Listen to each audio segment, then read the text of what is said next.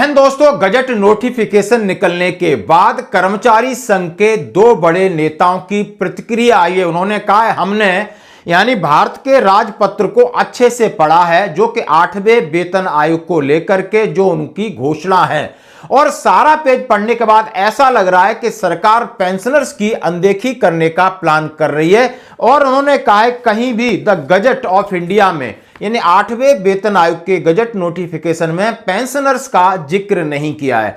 और ये नेता हैं, ऑल इंडिया ट्रेड यूनियन के नेता हैं, महासचिव हैं अमरजीत कौर ने क्या कहा है अमर उजाला से। दूसरी मैं बात करूंगा रक्षा कर्मचारी महासंघ के महासचिव श्री कुमार, जो कि जेसीएम स्टाफ साइड के सदस्य मीटिंग की तैयारी कर रहे हैं, उन्होंने भी पेंशनर्स को लेकर चिंता व्यक्त की है।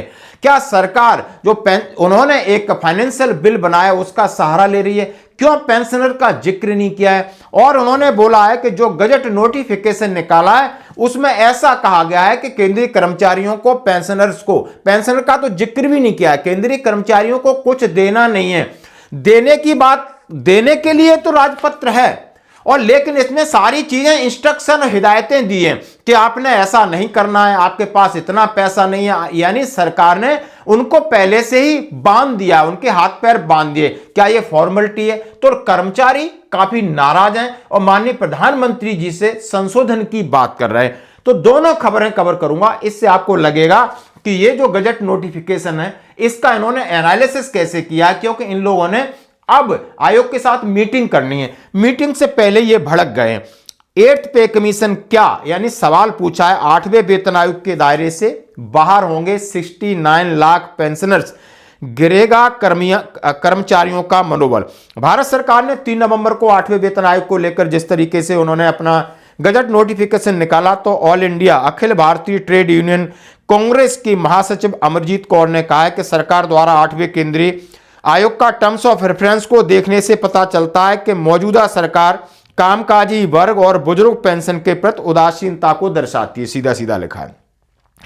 महासचिव ने कहा है नरेंद्र मोदी सरकार 69 लाख पेंशनर फैमिली पेंशन को केंद्रीय वेतन आयोग के दायरे से बाहर रखकर उनके साथ धोखा करने का प्लान कर रही है। सरकार मौजूदा पेंशनर के भविष्य के बारे में फैसला करने के लिए वित्त विधेयक के माध्यम से संसद में ली गई वैलिडेशन अथॉरिटी का फायदा उठा रही है। जैसा कि हंगामा हुआ था, यानी सदन के अंदर वित्त मंत्री ने इस तरीके का जो फाइनेंशियल बिल था, कई प्रकार के सवाल पूछे गए और उसमें यह था कि जरूरी नहीं कि अगला वेतन आयोग आए उसमें जो पिछले लोगों को फायदा हो या ना हो, यह सरकार की रहमत और एहसान के ऊपर टिका है। अब यही सवाल फिर आ गया है कि उसमें जिक्र न करने के कारण इस तरीके से असंतोष, इस तरीके की बात यानी क्या सरकार पेंशनर्स के साथ कोई खेल तो नहीं खेल रही है।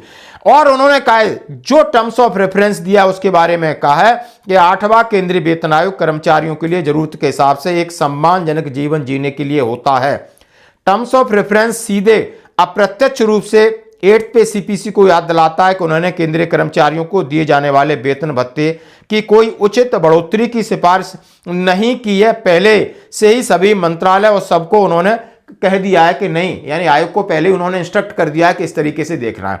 उन्होंने कहा लगातार केंद्रीय कर्मचारियों पर दबाव बढ़ता जा रहा है, काम का 8 घंटे की जगह 10 घंटे हो गए, मैन पावर कम हो गई है, 10 लाख से अधिक पद खाली हैं।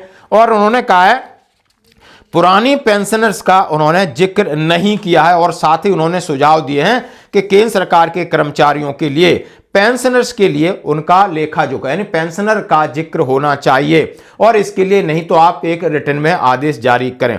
और उन्होंने सीधा सीधा कहा है कि पेंशन के स्ट्रक्चर रिवीजन में उन्होंने कम्यूटेशन रिकवरी की बात की है और 5% 65 साल के बाद पेंशन बढ़ाने के लिए यदि आप गंभीर रूप से इस तरीके का उन्होंने बात किया है, जैसा कि आप देख सकते हो।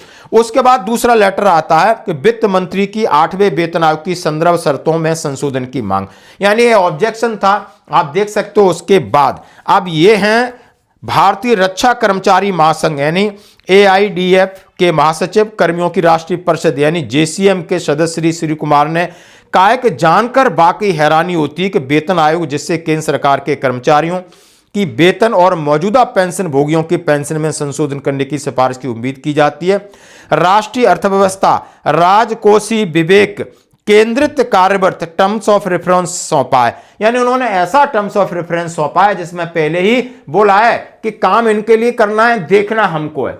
यानी हमको देख देख के इनको कुछ भी देना है तो पहले हमें देखना है, हमारी पूरी व्यवस्था देखना है, सारी चीज देखना है। तो इस तरीके से उन्होंने नाराजगी व्यक्त की है। उन्होंने वित्त मंत्री निर्मला सीतारमण को ज्ञापन दे दिया है। इसमें संदर्भ शर्तों में संशोधन, कर्मचारी एवं पेंशनभोगी संबंधी प्रमुख प्रावधानों को शामिल करने का आग्रह किया है। कि कौन कौन सी चीजें शामिल होंगी ये आप इसमें मेंशन कर दीजिए, लेटर निकालिए, ज्ञापन सौंपा है। कर्मचारी अब असमंजस की स्थिति में कि सरकार का ये जो गजट नोटिफिकेशन है उससे संतुष्ट नहीं है, पेंशनर का कहीं उल्लेख नहीं। इस कदम से पेंशनरों में व्यापक चिंता। श्री कुमार के मुताबिक पिछले वेतन आयोग के विपरीत 8वें सीपीसी में टर्म्स ऑफ रेफरेंस में कर्मचारियों को वेतन ढांचे और पेंशन संशोधन पर मुख्य रूप से ध्यान केंद्रित करने की बजाय राष्ट्रीय अर्थव्यवस्था, राजकीय कोष, विकास, कल्याणकारी, अधिक धन की जरूरत, ऐसी चीजों को ज्यादा लेखा जोखा इसमें दिया गया है।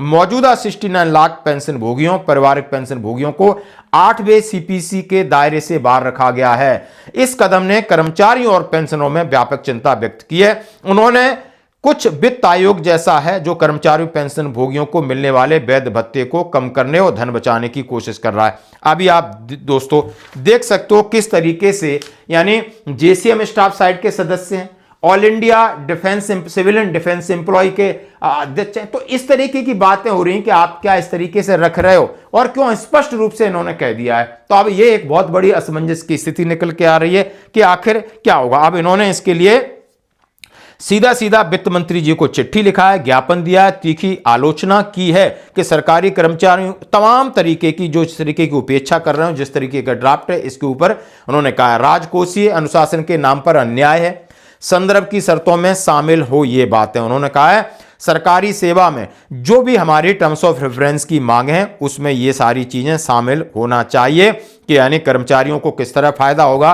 पेंशनर्स को किस तरह फायदा होगा। ये आप देख सकते हो दोनों खबरें, यानी आपने सबसे पहले टर्म्स ऑफ रेफरेंस और इसके ऊपर जो कल खबर आई थी ये और आज, इससे कहीं ना कहीं असमंजस की स्थिति है, लोगों के मनोबल पर जरूर असर पड़ रहा है। धन्यवाद।